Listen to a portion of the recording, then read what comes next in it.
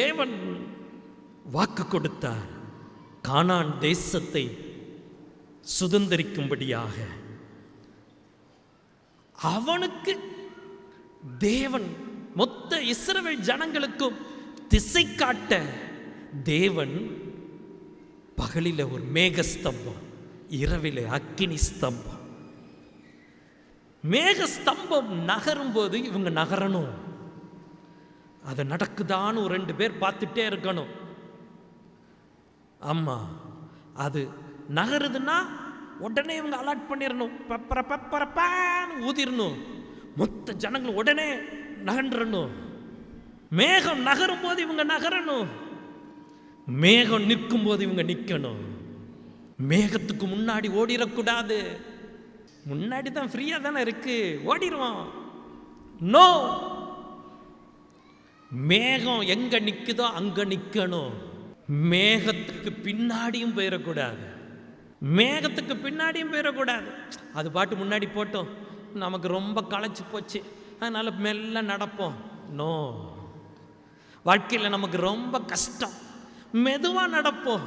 இல்லை, மேகத்தோடு கூட நடக்க தேவன் வழிகாட்டினார். அல்லேலூயா! எவ்வளவு நல்ல தெய்வம்! நம்மளை சூழ மேகம் போல இருந்து நம்மளை அப்படியே பேக் பண்ணி சரியான திசைக்கு கானானுக்குள்ள கொண்டு போக தேவன் இந்த மேகத்துக்குள்ள பேக் பண்ணிட்டாரு. இதுக்குள்ள இருந்தோம்னா நம்ம ஜெயிப்போம். கரங்களை உயர்த்தி ஒரு தடவை அல்லேலூயா!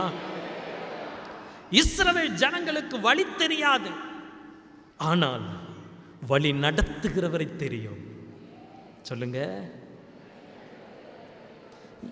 எனக்கு வாழ தெரியாது, ஆனா என்னை வாழ வைக்கிற தெய்வத்தை தெரியும். சொல்ல தெரியாது, ஆனா எனக்கு சொல்லித் தருகிற தெய்வத்தை தெரியும். சம்பாதிக்க தெரியாது, ஆனா என்னை சம்பாதிக்க வைக்கிற தெய்வத்தை தெரியும். படிக்க தெரியாது, எனக்கு ஞானத்தை கொடுக்கிற தெய்வத்தை தெரியும். உயர்வடைய எனக்கு தெரியாது, ஆனா என்னை உயர்த்துகிற தெய்வத்தை தெரியும். அதே தேவன். வாசிங்க, ரோமர் 8ஆம் அதிகாரம் 14வது வசனம். ரோமர் 8ஆம் அதிகாரம் 14ஆம் வசனம். மேலும் எவர்கள் தேவனுடைய ஆவியினாலே நடத்தப்படுகிறார்களோ, எல்லாரும் சேர்ந்து சொல்லுங்க, எவர்கள் தேவனுடைய ஆவியினாலே நடத்தப்படுகிறார்களோ அவர்கள் தேவனுடைய புத்திரராய் இருக்கிறார்கள். ஆமென். திசை காட்டும் தெய்வத்தால் நடத்தப்படுகிறார்களோ அவர்கள் தேவனுடைய புத்திரராய் இருக்கிறார்கள். தேவன் உனக்கு திசை காட்டிக்கொண்டே இருக்கிறார்.